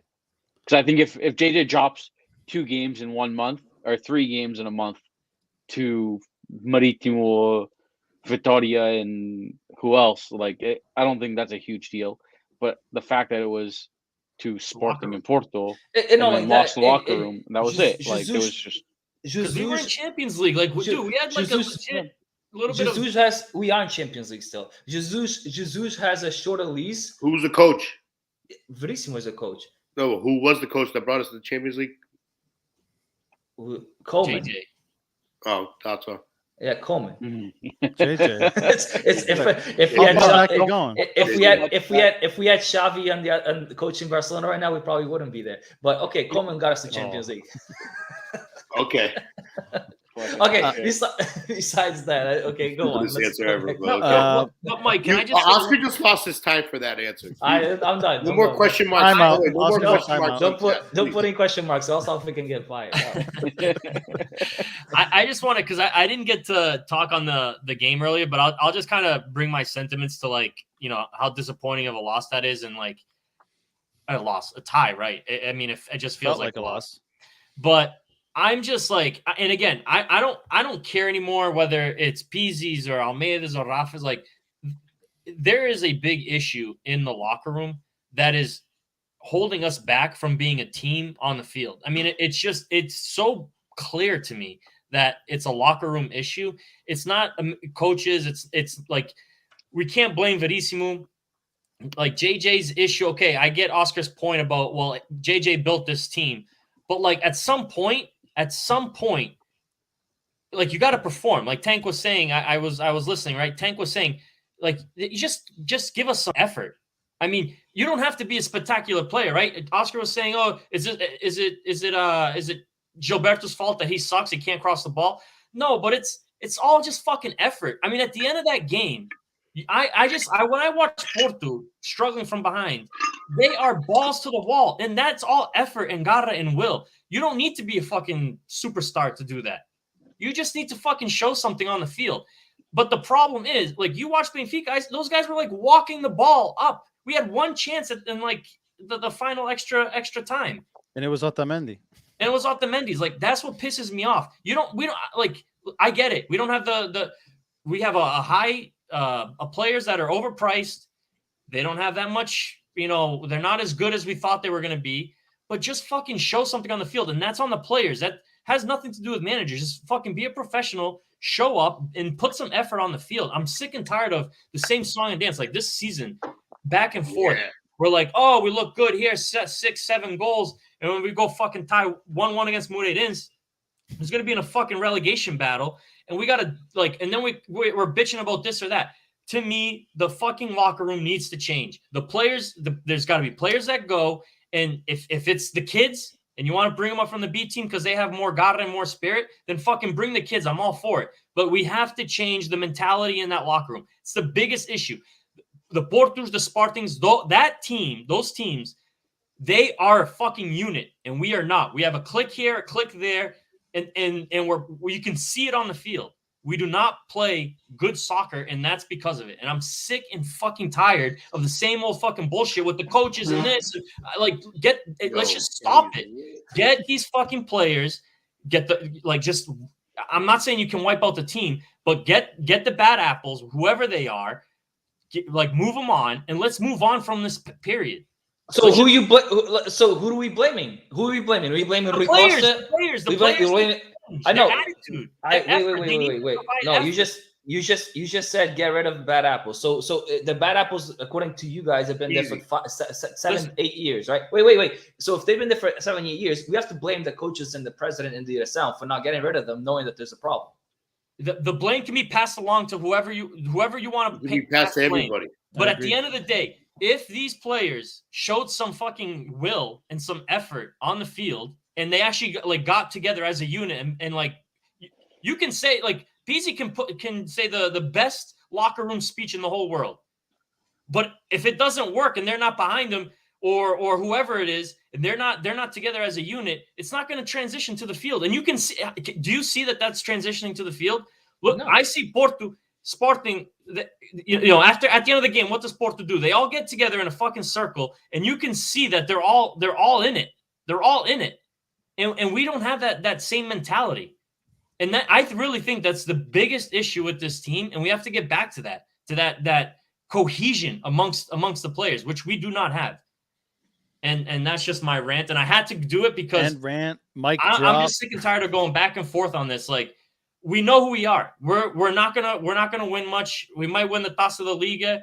It is what it is. But I mean, we're not gonna win shit. I'm just tired of nothing. We look so good. Fucking Everton looks like a superstar, and then we come to this game. Rafa doesn't show up. João Mario, poor guy. I put a lot of blame on João Mario. Right? He hasn't been playing up to par. But has the guy gotten a rest either? In my opinion, I think Paulo Bernardo. Paulo Bernardo is more of can give the guy a break. He can come off the field. He hasn't been playing well, João Mario. Give the guy a break. That's Paulo Bernardo's spot. I mean, that's his position. He should have played him there instead of playing him on the wing. I mean, this is I don't know. It's just it was so frustrating to kind of finish that game. And I'm gonna clip that rant after. I think Joaninha broke her pulse. Yeah, I just want to say, anybody want to answer her? Yeah, you're supposed to put exclamations or something, a period or something. Let me get through the comments real quick. João says, to be honest, Joseph should have never come back. It was a waste. So much money, and we won nothing. Totally agree with you, Kenny. We need younger, hungry players and a coach that develops their talent. Joaninha says, I remember last week you all saying these were a good few weeks and games to gain some momentum, and now we lose points, so it's just frustrating. Benfica's losing, and they don't even care. They got that fuck it mentality. Face palm. Joaninha also says, preach, Kenny. And then Thiago, in it to win it. And then Joaninha breaks her policy. Why does the blame have to be to one person or one side? Question mark. That was more of a statement than a question, I think. She put the question mark to get Oscar all worked up. It's just a culmination of multiple different issues. Doesn't have to be one specific. I agree. I think these guys touched on it, right? I think there's plenty of blame to go around, starting from the top and working its way down. I don't think there's one specific person, and she confirms it because it's for Oscar. João, quickly before we move on to this one, we can work around the room. If there's anyone that's popped into your head since the last time we asked this question, I have a question for you guys. What coach would you choose? Jay, do you have one that's come to your mind since this whole debacle? Me? Yep. You want a coach? I don't. Who would I want as a coach right now? Yeah. If you had to pick right now, who would it be? I mean, you can say Nelson Verissimo if you think he's the right guy. I wouldn't see what happened to Leonardo Jardim or whatever. He's in Saudi Arabia. I like him too. Someone like that, someone that has some experience. Okay, Billy. Marcelo at River Plate. Oh, Gallardo. Yeah. Oscar, are you I- going with Jardim or someone else? I like Ruben Amorim, I like Leonardo Jardim, I like Bruno Lage, and I like Marco Silva. Pick one of those four and get them to me. Not getting any. Three of those are not coming. So, Leonardo Jardin's the other guy. Kenny, who would you pick? I don't know, dude. I've gone back and forth. I really don't have. It's not like I have a name. I just want a player's coach. Clearly, that's the way to go nowadays. Like you need a coach that's completely opposite of JJ and someone more like Ruben Amorim. You need a player's coach in that locker room. I think the players will get more motivated around that. Who that is, I have no idea. I mean, can it be Verissimo? Maybe. Outside, I don't know. I've also been on the other side where I want someone more experienced, right? I mean, like the Leonardo Jardim, someone who's been in the Portuguese league, knows the league and how to win within the league.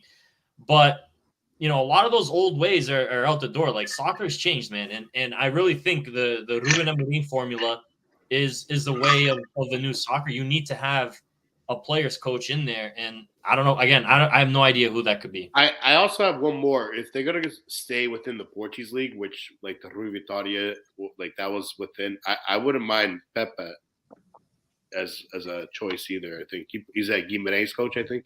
Yeah, I brought that up, and Mike made a good point. I mean, he's not doing too well this year. Yeah, he's not. I mean, after the season he had with I like the way he speaks. I like the way he presents himself. Again, who knows? At a club with Benfica's resources and capabilities, who knows, right? I mean, we would have never expected what we got out of Bruno Lage, right? And look at him now, right? Even though he failed towards the end. So, if you had asked me after he had left Paços Ferreira, I think Pippa would have been on the top of my list.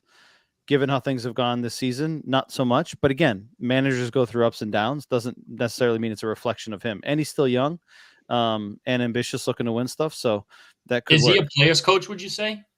Like, is he when he was at Paços Ferreira, like the players loved him. The president was really a good relationship with him when he had his. I watched his press conference of when they announced that he was leaving, and the president had like an absurd amount of good things to say about him in terms of his persona, in terms of the way he managed the team, the decision making, etc.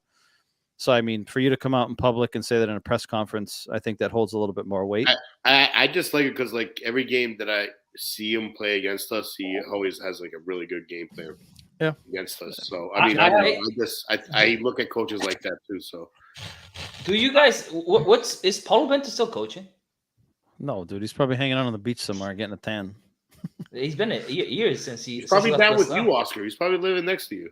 I'm just like, it's weird out that like he left us less sound, and I don't think he coaches again, right? I'm seeing here. Yeah, he went to Cruzeiro. He went to Cruzeiro. He was at Olympiacos. He went to I probably retired too. Chongqing Lifan, and it says he's at South Korea. He's coaching South Korea. Kim Jong-un got him.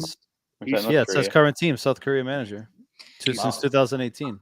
I got a question for you guys. What about all these rumors with these Italian guys, with these ex-Italian players, Shevchenko? He's not Italian. He's Ukrainian. Or Ukrainian, yeah. Yeah. But thank you. Yeah. I mean, I'm just bringing it up because I know those are like the latest rumors, right? All these ex recent players. Again, there's situations like Lage, right? Like Pirlo had limited. I mean, Lage came up through the youth, right? Pirlo basically coached the B team for like a week, and then they sacked Allegri and they appointed him. And he didn't work out very well. But then again, ever since the last two managers at Juve haven't done very well, or the last 2 years, right? So for me, it's maybe not. It wasn't necessarily Pirlo's fault. It was a bigger issue. Shevchenko, he did good with Ukraine in the Euro, but he didn't do so. Yeah, but he didn't do so well with Genoa. Did he coach Yaremchuk? Yeah, so Rui Costa he's called. the reason why Yaremchuk came here. Rui Costa called Shevchenko because they played with each other at AC Milan. But then again, I read an article today that the reason that there were issues at Genoa is because Shevchenko had a plan in terms of developing a project for them to be able to come to fruition, and the Genoa leadership wasn't on board with what his plan was. Again, whatever you want to believe, but is he the right choice? I also heard Villas Boas. Is that no? They any came truth? out and No, said dude, they came out and said that was false. that Then was from again, That guy the was script. a guy that came out blatantly said that he wants to be Porto's next president. Yeah. If we let him in, he would Keep be him away. Artur Jorge version 2.0. What a nightmare that would be. Mike, who would your pick be if you could pick? I told you guys already. I've said it. And I'm Gallardo. consistent. Gallardo. That's my guy. He's got passion. He's gritty. His teams are organized.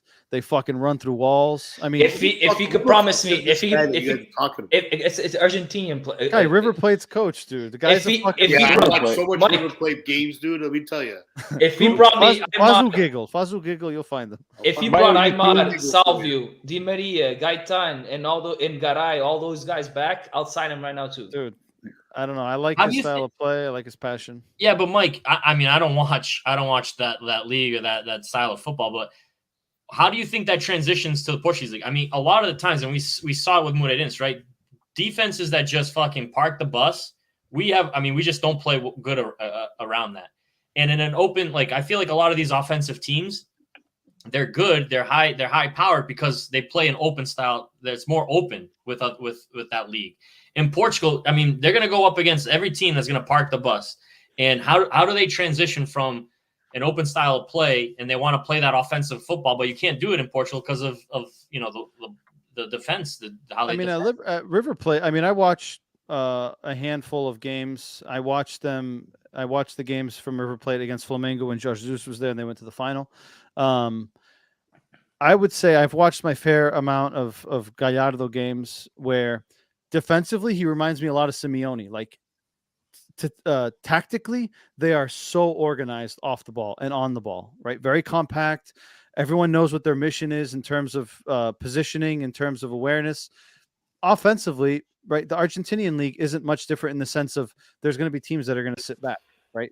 Yes, they may play a little bit more open. They may respect the opponent more than they do in Portugal or in Europe because that's just the South American way. I mean, you watch a Brazilian game. Yeah, right? it's like that's rainbows and shit over players, right? Like you're not going to get that in Europe, but Gallardo's a guy that played in Europe, right? Like, so he understands the football there, right?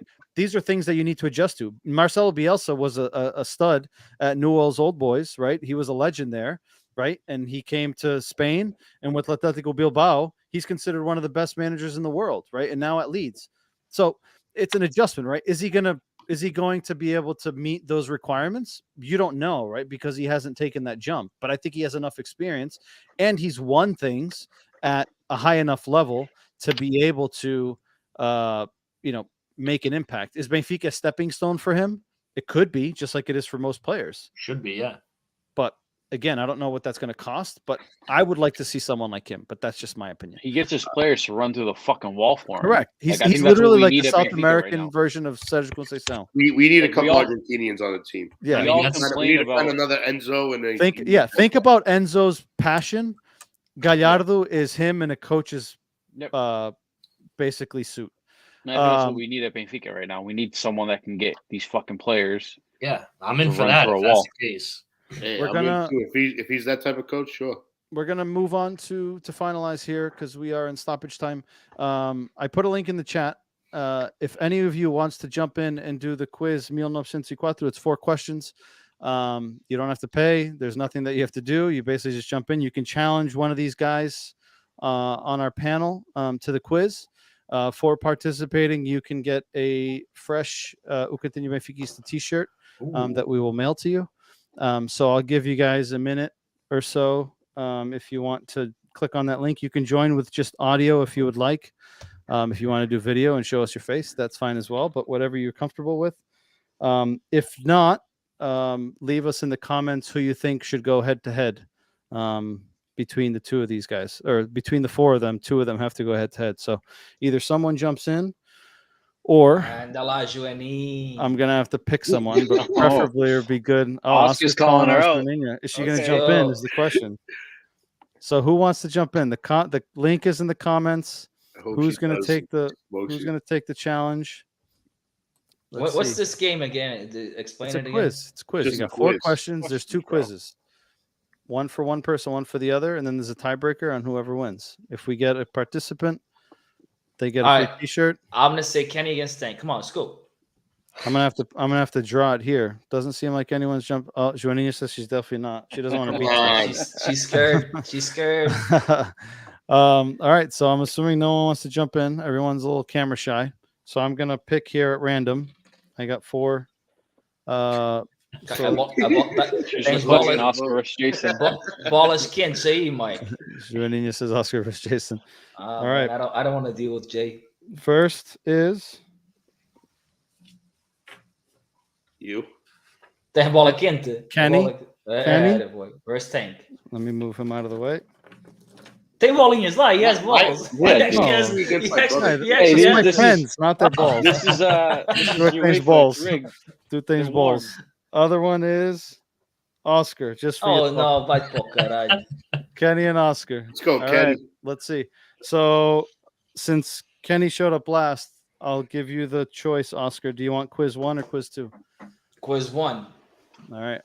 Oscar gets quiz 1. It's just Do you want to go correct first or response. second? Second. All right, so Kenny's going to go first. All right, you got Okay, 15 seconds. What's like the Um, topic, or is it whatever? So it's basically the don't worry last. about it. It's last 2 seasons, so it's relevant. I don't You have wanna hear any multiple choice complaint. here? There is multiple choice. You have phone a friend? No phone or friend. Oscar's got the best. I'm telling you right now, Oscar has the best memory. All I right, just don't have 15. that. You got 15 No seconds. answers. No The answers. shot clock will show up on the right after I ask the question. Ready? Yeah. Otamendi had 15. Hold on, let me take the banner off. And Weigl had 12 yellow cards last season. Who was third in the team with yellow cards? Gilberto, Grimaldo, Pizzi, or Gabriel? Ooh. This is a toss up. I'm gonna go.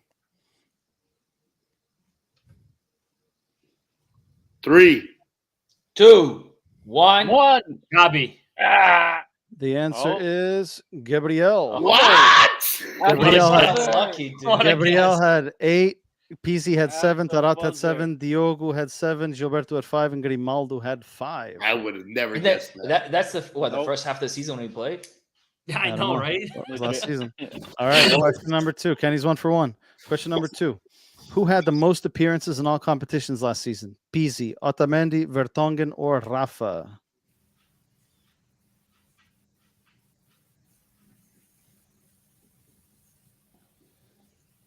We need Jeopardy music for this. 5. one. It's OB, right? No, It's you, Kenny. You. Oh, Otamendi. You get all 5 questions or 4 questions. Otamendi is the answer, or his answer. The correct answer is Pizzi. 49 appearances. Seth had 48. Everton 48. Rafa did- 46. And Did Darwin Jesus 45. actually play him? He did What? 49 times. What? So say, okay, guys, talk about it. These appearances is not starts. They goes. It's appearances. Appearances, no, correct. It's appearances. Okay, what did that get us? 3rd place. yeah. Third talking. question. Keep Third laughing. question here for Kenny. Benfica has 4 red cards this season. Otamendi, André Almeida, Lucas Verissimo. Who is the 4th? Diogo Gonçalves, Grimaldo, Odysseas, Tarat.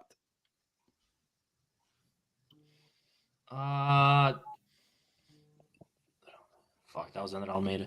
I'm gonna say Tarat. Final answer is Tarat. The That's correct answer is Diogo. Diogo got a red card direct against Moreirense in the first jornada of the season this year. All right. So Kenny is 1 for 3. Last Kenny got- question. A lucky guess on Gabriel. We have who did Benfica get their first clean sheet against this season in the Portuguese league? Tondela, Santa Clara, Aroca, or Gil Vicente? I have no clue. Tundela. Final Jovi answer? Final answer. Jovi said. Answer is C. Aroca. Aroca. Second game of the season, Benfica won 2-0 at home. All right, so Kenny got 1 right. Well, Oscar, it's not that Let's tough see to it. beat. The Oh, bar and is if I low. if I can beat this, All right, the bar Wait, is you guys low. knew? You guys knew 2 of those? Did you guys know the answers? No, I guess wrong. I knew had Diogo. I knew Diogo Diogo Gonçalves. right No card, Diogo's yeah. too. Okay. Yeah. Here we go with Oscar. Let's see if there's any Oh, God. chaos in the. Tiago says, Kenny, you suck. Let me get my phone ready. Joanina says, so glad I didn't do that. All right, here we go, Oscar. Who scored Benfica's first official goal this season? Darwin, Rafa, Gilberto, Luca, Waldschmidt. Schmidt. That's Final right. answer? That's right. All right. Final answer locked in. Anyone else want to take a guess here? Waldschmidt.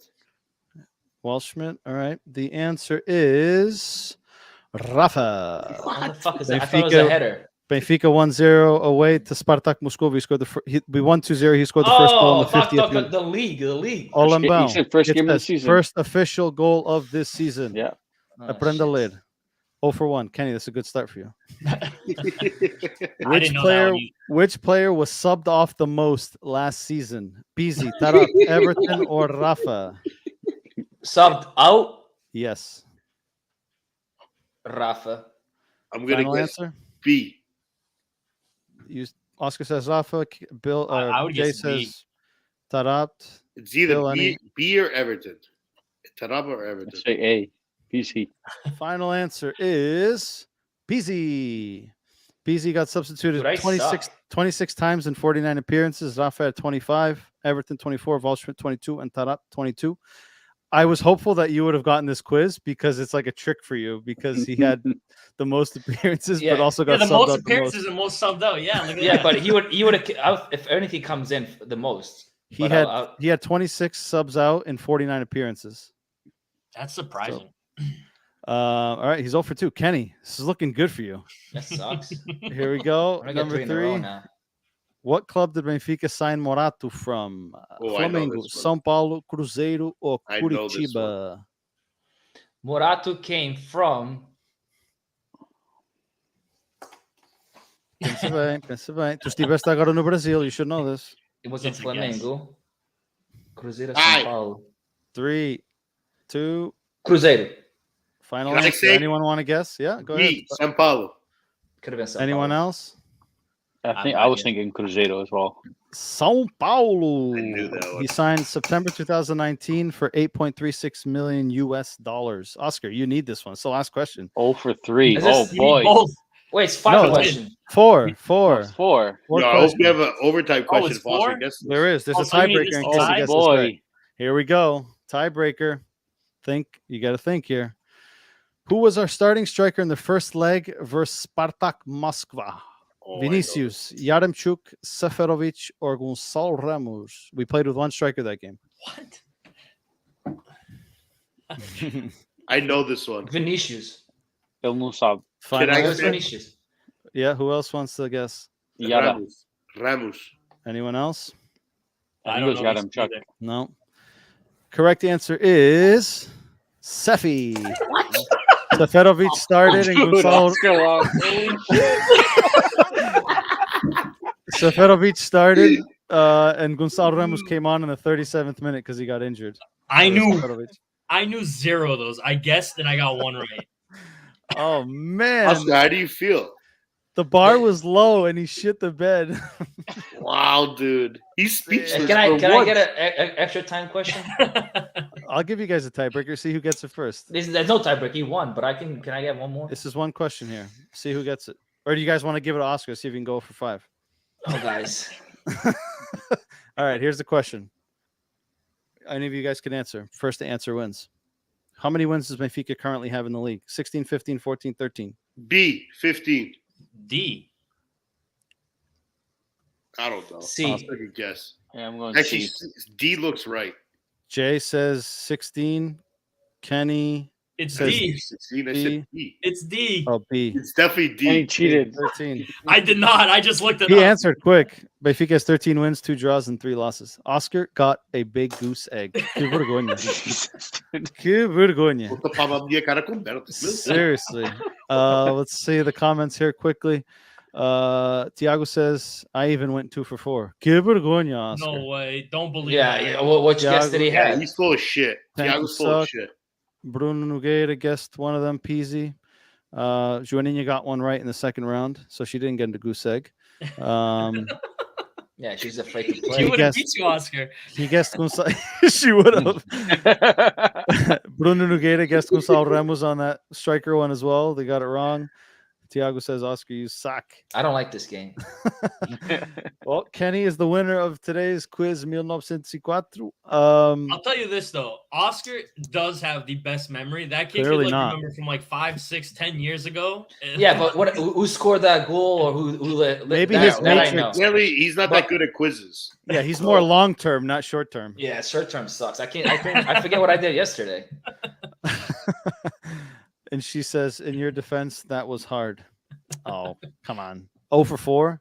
Give me a break. Yeah, you're being nice. You're being too kind. Want to thank everyone that was in the comments. Thank you for joining the conversation. There were some new names that popped up, some regulars, so appreciate that. Don't forget to give us a like. Don't forget to share, subscribe. We'll be back tomorrow with the Portuguese podcast with a different group of guys. They will have a quiz as well, so we'll see how that pans out. Hopefully no one gets a goose egg like Oscar. Gentlemen, Bar's low. any Yeah. The bar's low for those guys. Oh yeah, we got a game this weekend, right? Winning this weekend or what? Who the hell are we playing? Aroca. Aroca. Oh, Friday. We got Aroca on Friday. Let me get your predictions now while we're here. Oscar, I'll start with you. What's your prediction? Away, right? Correct. Friday afternoon or Friday night. Oh man, we have to come back. I'm gonna say 2-1. We win. Kenny? It's Aroca away, you said? Yes. How do we do the first time around? Clean sheet. We beat them 2-0 at home. They got a red card early in the game. All right, I'll go 2-0. For us? For us, yeah. Yeah, 0-2. Jay?